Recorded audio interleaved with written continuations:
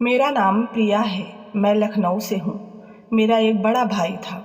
मेरे पापा पुलिस में कांस्टेबल की नौकरी करते थे। कहते हैं कि पुलिस वाले अच्छे नहीं होते, वह रिश्वत लेते हैं। मगर ऐसी बात करने वाले यह क्यों नहीं सोचते कि ऐसा कौन सा डिपार्टमेंट है जिसमें रिश्वत नहीं होता और सब इंसान एक जैसे नहीं होते। कुछ लोगों के गलत काम करने की वजह से हम सभी पर इल्ज़ाम देने बैठ जाते हैं। मेरे पापा अच्छे लोगों में से एक थे। मेरी माँ बताती थी कि जब उनकी शादी हुई तो पापा बेरोजगार थे और नौकरी ढूंढने की कोशिश कर रहे थे। लोग कहते थे कि चाहे जहाँ भी चले जाओ, रिश्वत दिए बगैर तुम्हें सरकारी नौकरी नहीं मिल सकती। पापा ने कहा, मैं जो भी काम करूँगा वो बिना रिश्वत दिए और बिना रिश्वत लिए करूँगा, और अगर नौकरी ना मिले तो मेरी किस्मत। कुछ दिन ऐसे ही गुजर गए। फिर एक दिन माँ ने कहा, परेशान ना हो, भगवान अच्छा ही करेगा। एक दिन पापा घर लौट रहे थे जब रास्ते में दो लोग एक आदमी को घेर कर खड़े थे और रुपए पैसे वगैरह छीन रहे थे। सब आस पास से गुजर रहे थे मगर किसी ने भी उस आदमी की मदद नहीं की। तब पापा ने बड़ी होशियारी से उन दोनों चोरों के पीछे से उन पर किसी चीज़ से हमला कर दिया। सब अचानक हुआ था, वह दोनों कुछ भी समझ नहीं पाए थे। तब वह आदमी जिसको वो दोनों लूट रहे थे, उसने अपनी गाड़ी से मोबाइल उठाया और पुलिस को कॉल कर दी। कुछ देर में पुलिस भी पहुंच गई। उन दोनों चोरों को हिरासत में ले लिया। तब उस आदमी ने पापा का धन्यवाद किया कि कितने लोग यहाँ से गुजर रहे थे मगर किसी ने खुद को खतरे में नहीं डाला, मगर तुमने मेरी मदद की। जब तक तुम्हारे जैसे लोग इस दुनिया में हैं, भगवान की कृपा से कोई किसी का कुछ नहीं बिगाड़ सकता। उस आदमी ने मेरे पापा से कहा कि आइए मैं आपको घर तक छोड़ दूंगा। पापा ने कहा, मैंने आपकी मदद की है, मुझे इसका बदला नहीं चाहिए। उस आदमी ने कहा कि तुम सच में खुददार और बहुत ही अच्छे आदमी हो, मुझे तुमसे मिलकर बहुत खुशी हुई। और फिर पापा घर आ गए। कुछ दिनों बाद पापा को फिर इंटरव्यू के लिए बुलाया गया था और जब पापा का नंबर आया तो वहाँ वही आदमी पुलिस यूनिफॉर्म पहने कुर्सी पर बैठा हुआ था। जब उसने पापा को देखा तो हैरान हो गया और कहा, देख लो, इसको कहते हैं किस्मत। मैं जानता हूँ तुम एक खुददार आदमी हो। अगर मैं तुम्हें यह नौकरी दे दूँ तो तुम समझोगे कि तुम्हारे एहसान के बदले ये नौकरी दी है। पापा ने कहा कि पुण्य भूलने के लिए करना चाहिए, क्योंकि जो पुण्य को याद रखते हैं उसके अंदर ये इच्छा पैदा होने लगती है कि वह दूसरों को अपना एहसानमंद होते देखना चाहते हैं। अगर मैं इस नौकरी के लिए काबिल हूँ तो ठीक है, वरना मुझे इजाज़त दीजिए। अब उस पुलिस वाले आदमी ने कहा कि ठीक है, अगर तुम काबिल हुए तो डिपार्टमेंट वाले कॉल करके बता देंगे। उसके बाद पापा घर आ गए और ठीक 1 महीने बाद पापा को लेटर मिला और उनको पुलिस में नौकरी मिल गई। जिस दिन पापा को ज्वाइनिंग लेनी थी उसी दिन वही पुलिस वाला जो खुद बहुत अच्छी पोस्ट पर था, उसने पापा से कहा कि तुम इस नौकरी के लिए काबिल थे, इसीलिए आज यहाँ हो, इसको एहसान मत समझना। उस दिन मेरे पापा बहुत खुश हुए थे और समय यूं ही गुजरता रहा। भाई की पढ़ाई पूरी हुई तो उन्हें भी एक बैंक में जॉब मिल गई। पापा की सर्विस खत्म होने में 1 साल बाकी रह गया था। पापा ने मेरा रिश्ता भी तय कर दिया और भाई का रिश्ता भी अपने एक दोस्त के घर तय कर दिया। बस शादी करना ही बाकी रह गया था। पापा के इतने समय की सर्विस में पापा ने घर जायदाद कुछ भी नहीं बनाया था। पापा के पास जो मोटरसाइकिल थी वो भी नौकरी से पहले की थी। एक दिन पापा ड्यूटी पर थे, उन्होंने हाईवे पर नाका लगाया हुआ था। उनके सामने कुछ लोग जबरदस्ती कुछ औरतों और बच्चों को अगवा करके ले जा रहे थे और पुलिस के कुछ लोग उनके साथ मिले हुए थे। पापा ने जब चेकिंग के लिए उन्हें रोका तो पापा के साथ ड्यूटी पर मौजूद अफसर ने कहा कि आप इन्हें जाने दें, ये लोग मेरी जान पहचान वाले हैं। पापा ने कहा कि मुझे ये लोग कुछ गलत लग रहे हैं, इसलिए इनकी चेकिंग करना ज़रूरी है। पापा को अपने ऑफिसर की बात पर शक हो गया था, इसलिए उन्होंने पहले ही अपने सीनियर ऑफिसर्स को खबर कर दी थी। उनमें से एक औरत ने पापा से इशारे से हाथ जोड़ते हुए मदद मांगी थी। पापा ने आदमियों से कहा कि आप सब लोग गाड़ी से बाहर निकले, मुझे आपकी गाड़ी की तलाशी लेनी है। वह अगवा करने वाले लोग पापा से उलझने लगे और कहने लगे, प्लीज़ हमें जाने दें, हमें बहुत जल्दी है। पापा ने कहा, तुम लोग इन औरतों और बच्चों को जाने दो और ख़ुद को पुलिस के हवाले कर दो, तुम्हारे लिए यही अच्छा होगा। मगर वह नहीं माने, वह लोग ज़बरदस्ती भागने लगे। जब पापा ने एक आदमी को पकड़ लिया, उस आदमी का साथी उसे वहीं छोड़कर भागने लगा। पापा ने भागने वाले आदमी पर फायर कर दिया और वो वहीं मौके पर मर गया। मगर जिस आदमी को पापा ने पकड़ा हुआ था, उस आदमी ने बड़ी फुर्ती से पापा की पिस्टल खींचकर उन पर गोली चला दी। इससे पहले कि वो आदमी गाड़ी लेकर भागता, दूसरी तरफ से पुलिस पहुंच चुकी थी। उन्होंने उस किडनैपर को पकड़ लिया। पापा को लेकर अस्पताल पहुंचे, लेकिन तब तक मेरे पापा इस दुनिया से जा चुके थे। लेकिन जाते जाते भी पापा बयान दे गए कि मेरे साथ ऑन ड्यूटी ऑफिसर किडनैपर के साथ मिला हुआ था, और फिर जो पुलिस ऑफिसर पापा के साथ ऑन ड्यूटी मौजूद था, उसे भी हिरासत में ले लिया गया। और जब मामले की तह तक पहुंचा गया तो पता चला कि जो आदमी पापा के साथ ऑन ड्यूटी था, वह तो खुद किडनैपर से मिला हुआ था। मगर अफसोस, पापा इस दुनिया में नहीं रहे। मेरे पापा शहीद हो चुके थे। पापा के जाने के बाद हम सब पर विपदा टूट पड़ी थी। मैं बीमार रहने लगी। मम्मी और भाई मुझे बहुत समझाते कि यह दुनिया है, सबको एक दिन यहाँ से चले जाना है, तुम खुद को संभालो। देखो ना, तुम्हारी वजह से मैं और माँ ने भी खाना नहीं खाया है, थोड़ा सा खा लो। मगर मुझे कुछ होश नहीं था। यूं ही 1 साल गुजर चुका। एक दिन मम्मी ने कहा कि तुम्हारा भाई कुछ परेशान सा है, तुम पूछो, वह तुमसे कोई बात नहीं छुपाता। भाई घर आए तो सीधे कमरे में चले गए। कुछ देर बाद माँ ने कहा कि जाओ अपने भाई से पूछो कि खाना खाया या नहीं। मैं भाई के कमरे में गई और भाई से कहा कि मम्मी आपको बुला रही हैं। भाई ने कहा मुझे भूख नहीं है, तुम खा लो। मैंने कहा भाई क्या बात है, कोई परेशानी है तो मुझे बताओ। भाई ने कहा कुछ नहीं, बस थक गया हूँ, आराम करूँगा। उस दिन भाई ने पहली बार मुझसे झूठ बोला था। कुछ तो ज़रूर था। भाई पहले तो ऐसी बात नहीं करते थे, अब तो जब भी बात करो उखड़े उखड़े शब्दों में जवाब देते हैं।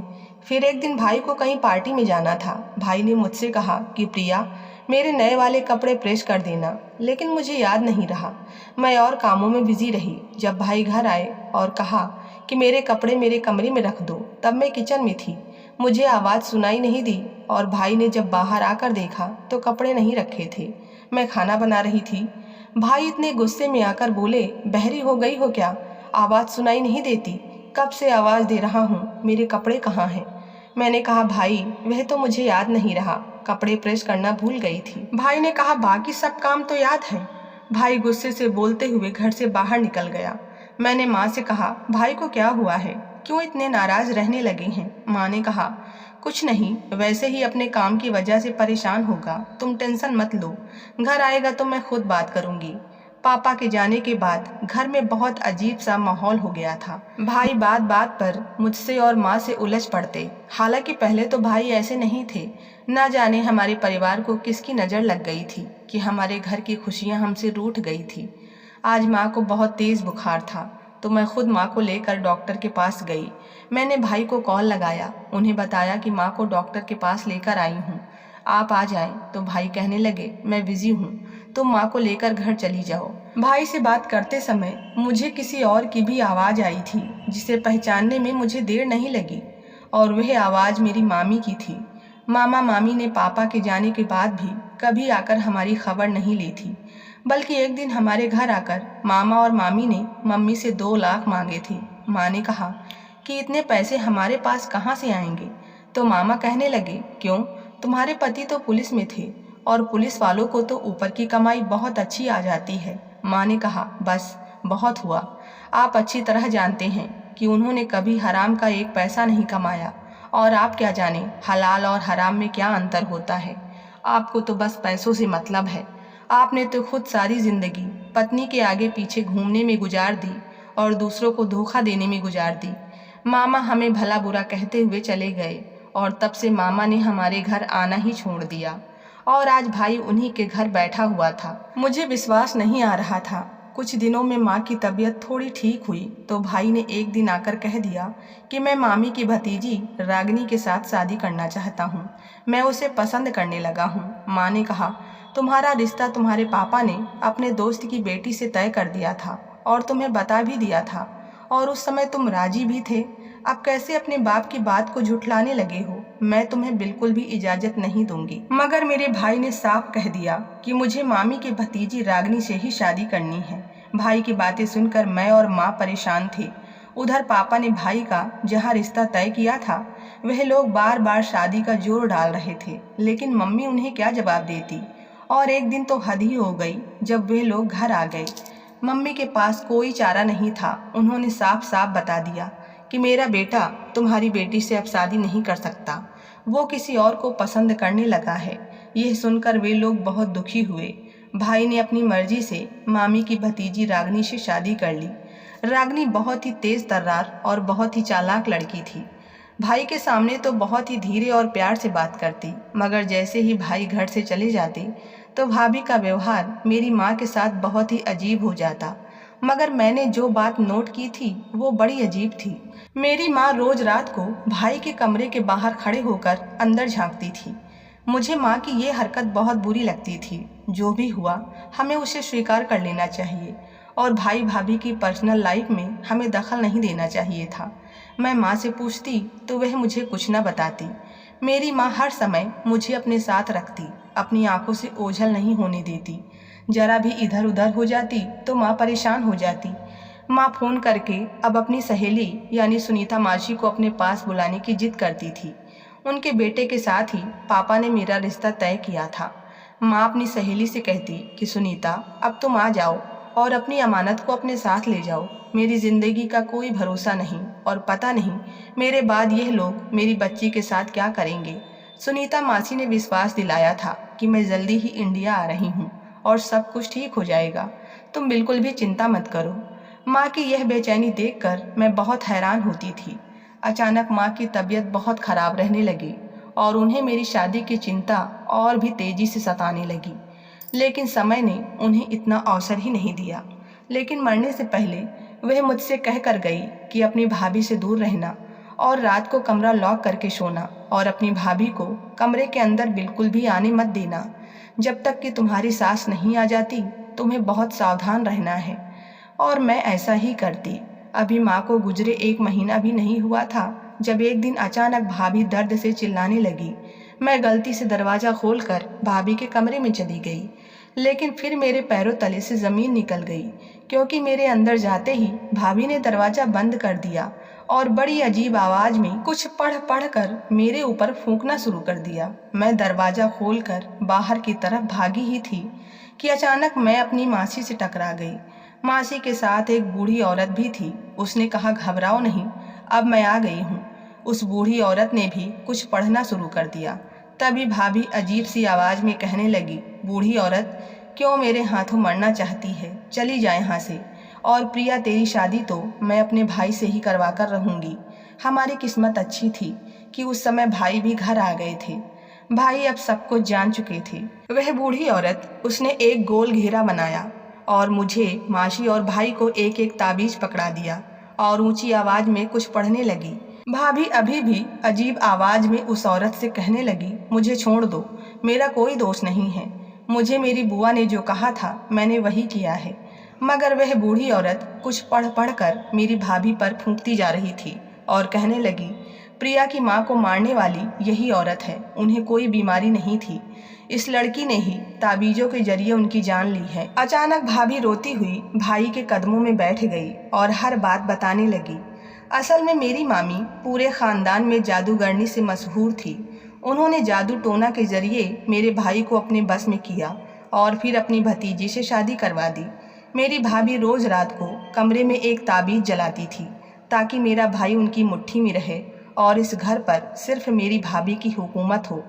बस मासी ने आने में देर कर दी थी। काश वह मेरी माँ के मरने से पहले आ जाती, मगर आज वह घर आई तो सारी सच्चाई खुल चुकी थी। भाई ने उसी समय अपनी पत्नी को तलाक देकर घर से निकाल दिया। अब भाई रो रहे थे। मासी मेरे पास बैठी थी। मासी ने कहा, बस अब सब कुछ ठीक हो गया है, तुम परेशान ना हो। मैं मासी को गले लगाकर रो रही थी। हमारे अपनों ने क्या क्या जुल्म किए थे, क्या मिला उनको मेरी माँ को मुझसे छीन कर। मैंने मासी से पूछा कि आपको ये सब कैसे पता चला।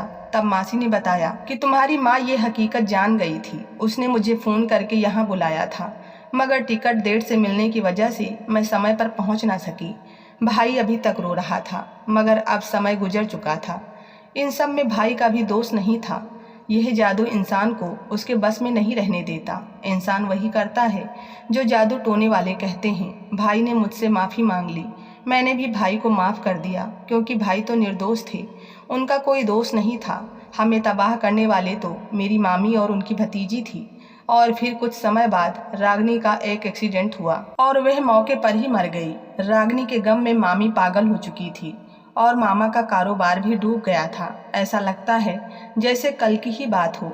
जहाँ मेरे पापा ने भाई का रिश्ता तय किया था, वे लोग अब भी अपनी बेटी प्रीति की शादी मेरे भाई के साथ करने के लिए राजी थे, क्योंकि उनकी बेटी मेरे भाई रोहित से प्यार करती थी और उसने कहीं दूसरी जगह शादी करने से साफ मना कर दिया था। प्रीति अब रोहित भाई से शादी करने को तैयार थी। मामी अब पागल हो चुकी हैं और वह गलियों में इधर उधर भटकती रहती हैं और मामा चारपाई से लग गए हैं। अपने किए की सज़ा उन्हें मिल गई थी। आखिर में बस इतना ही कहना है कि इंसान ऐसे गलत काम करते हुए यह क्यों भूल जाता है कि वह जो कुछ भी कर रहा है वो पलट कर उसी की तरफ आएगा। जो बोया जाता है वही काटा जाता है। अगर आपको हमारी कहानी पसंद आई हो तो वीडियो को लाइक करें। चैनल पर नए हैं तो चैनल को सब्सक्राइब करना ना भूलें। मिलते हैं नई कहानी के साथ, तब तक के लिए धन्यवाद।